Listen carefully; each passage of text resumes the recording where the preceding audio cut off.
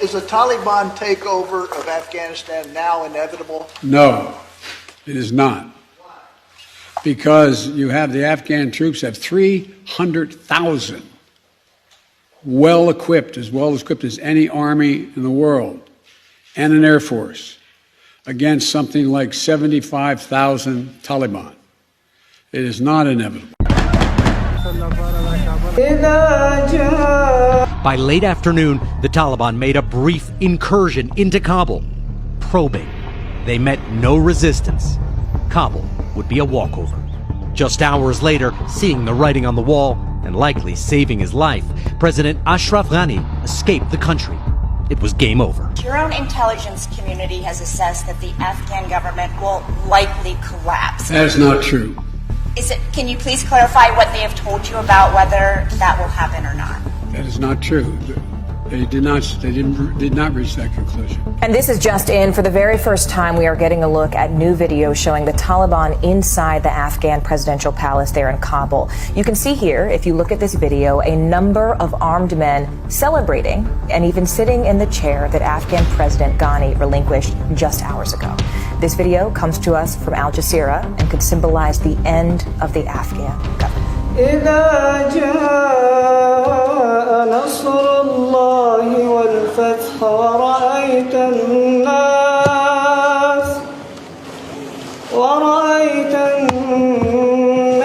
يدخلون في دين الله أفواجا. Taliban fighters were in some cases sitting with the soldiers at checkpoints, and they had basically come and the soldiers had surrendered to them, the police had surrendered to them.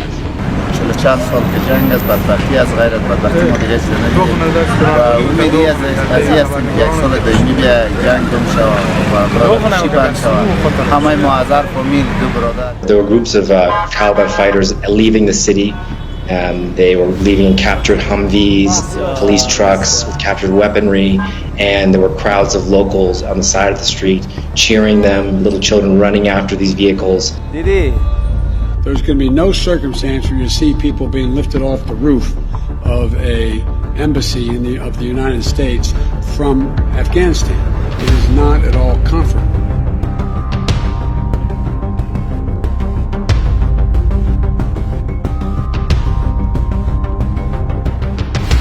A major component of sustaining a robust diplomatic presence in Kabul is to maintain a functioning and secure airport in Kabul. So we continue to dedicate our security resources to that, to secure the embassy, to secure the international zone, and to secure HKIA, the international airport in Kabul, for our diplomats, our personnel, and our continued support to the government of Afghanistan. Video released by the militant group claims to show victory celebrations in Kandahar. CNN can't confirm its authenticity. Taliban fighters say they seized hundreds of weapons, vehicles and ammunition, as you can see there, American-supplied vehicles. The head of the provincial council says the entire city is under Taliban control except the airport and army corps.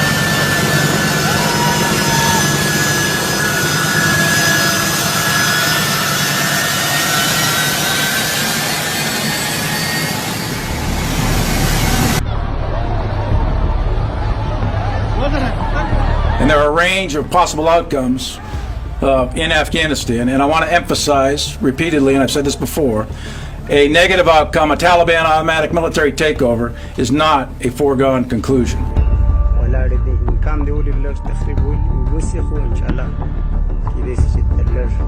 Whatever happens in Afghanistan, if there is a significant deterioration in security, that could well happen. We've discussed this before. I don't think it's going to be something that happens from a Friday to a Monday.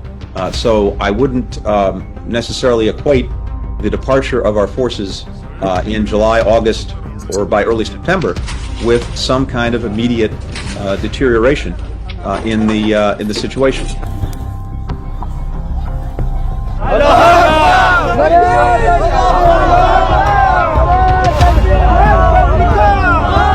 Chanting death to America, but they seem friendly at the same time. It's utterly bizarre. So the question now is, where do they go from here? That the jury is still out. the likelihood there's going to be the Taliban overrunning everything and owning the whole country is highly unlikely.